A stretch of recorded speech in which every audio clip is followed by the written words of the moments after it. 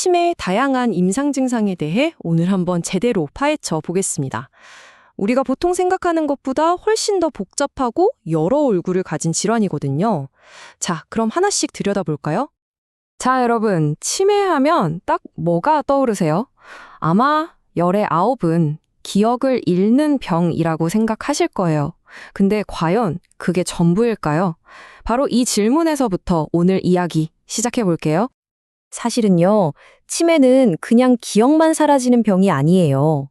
이건요, 한 사람의 생각, 감정, 행동 방식, 말 그대로 그 사람의 세계 전체를 흔드는 그런 병이라고 봐야 합니다. 자, 그럼 가장 먼저 인지 기능의 변화부터 한번 살펴볼까요? 우리가 그냥 나 요즘 깜빡깜빡해 하는 그런 차원을 훨씬 뛰어넘는 아주 근본적인 변화에 대한 이야기입니다. 첫 번째는 수행 기능 장애라는 건데요. 이게 말이 좀 어렵죠? 근데 쉽게 말하면 이겁니다. 어떤 일을 계획하고 순서에 맞게 착착 처리하는 능력이 떨어지는 거예요. 그래서 매일 하던 요리나 장보기 같은 아주 간단한 일조차도 이게 막 거대한 산처럼 느껴지게 되는 거죠. 예를 들면요, 이런 모습이에요. 뭔가를 해야 되는데 그걸 어떻게 시작해야 할지 몰라서 계속 미루게 되고요. 아니면 새로운 가전제품 사용법처럼 여러 단계를 거쳐야 하는 일 앞에서 그냥 머릿속이 하얘지는 거예요.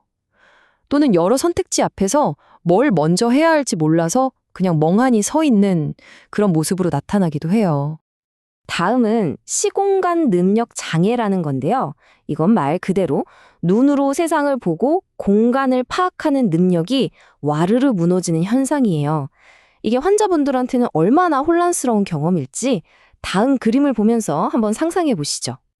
한번 상상해 보세요. 매일같이 다니던 우리 동네 골목길이 갑자기 너무 낯설게 느껴지는 거예요. 더 심하면 내 집 안에서 화장실을 못 찾아서 헤매게 되는 거죠. 세상이 마치 조각나버린 퍼즐처럼 뒤죽박죽이 되어버린 정말 끔찍한 혼란을 겪게 되는 겁니다. 자, 이제 인지 기능을 넘어서 행동 변화에 대해서도 한번 이야기해 볼게요. 여기서 우리가 꼭 기억해야 할 게 있어요. 이런 행동들은 그분들이 일부러 그러는 게 아니라 병 때문에 나타나는 증상이라는 점입니다. 이 그림을 한번 보세요. 우리가 겉으로 보기에 좀 이해하기 힘든 행동들 있잖아요. 그 이면에는 사실 환자분이 느끼는 엄청난 혼란과 두려움이 숨어 있는 거예요. 그래서 겉으로 드러나는 행동만 보고 판단할 게 아니라 왜 그러실까? 그 내면을 들여다보려는 노력이 정말 중요합니다. 특히 우리가 헷갈리기 쉬운 두 가지 증상이 있는데요. 이걸 확실히 구분해야 합니다. 바로 환각과 오인이에요. 환각은 예를 들어 아무도 없는데 누가 말하는 소리가 들리는 것처럼 아예 없는 걸 경험하는 거고요. 오인은 저기 거울에 비킨 내 모습을 보고 웬 낯선 사람이 우리 집에 들어왔지? 하고 착각하는 것처럼 있는 걸 잘못 알아보는 거예요. 이거 비슷해 보이지만 정말 다른 거거든요. 망상도 정말 환자 본인도 그리고 가족들도 너무나 힘들게 하는 증상 중 하나죠. 예를 들어 분명 내가 둔 물건인데 누가 훔쳐갔다고 굳게 믿는 도둑망상. 이게 가장 흔하고요. 또는 가장 사랑하는 가족이 나를 해치려 한다고 믿는 피해망상 같은 건 정말 주변 사람들에게 너무 큰 상처를 줄 수 있죠. 감정이나 성격이 예전과 확 달라지는 경우도 정말 많아요. 갑자기 깊은 우울감에 빠져서 아무것도 하기 싫어하시거나 이유도 없이 늘 불안해하고 초조해하시기도 하고요. 또 예전엔 그렇게 좋아하시던 등산이나 화초 가꾸기 같은 취미 생활에 완전히 흥미를 잃어버리고 그냥 멍하니 하루를 보내시는 그런 무감동 증상도 아주 흔하게 나타납니다. 그리고 이건 아마 간병하시는 가족분들이 가장 힘들어하시는 부분 중 하나일 텐데요. 바로 잠을 못 주무시는 거예요. 수면 패턴 자체가 완전히 무너져 버리는 거죠. 밤낮이 완전히 뒤바뀌거나 밤새 잠 못 들고 집안을 배회하시면 환자분도 힘들고 정말 온 가족이 다 지쳐 쓰러지게 되는 거죠. 자, 그럼 이렇게 복잡하고 다양한 증상들을 병원에서는 과연 어떻게 파악하고 진단하는 걸까요?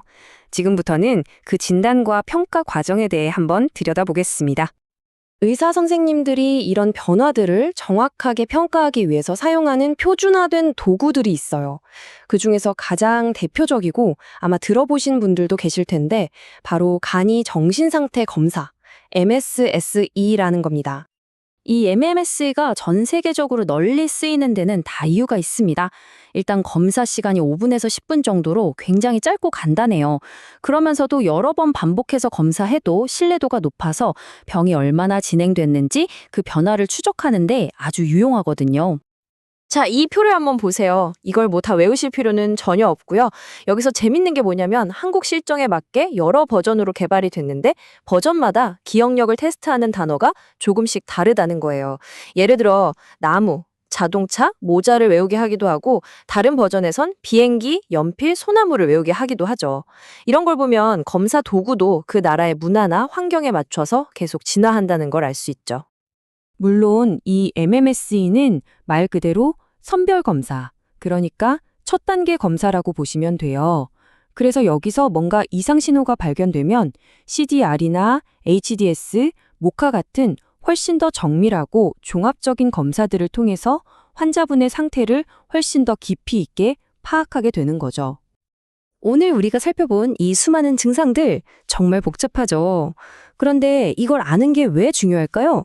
그건 바로 이런 증상들을 제대로 이해하는 것이야말로 우리가 사랑하는 사람이 겪고 있을 그 깊은 혼란 속으로 들어가서 그들의 손을 잡아줄 수 있는 첫걸음이 되기 때문입니다.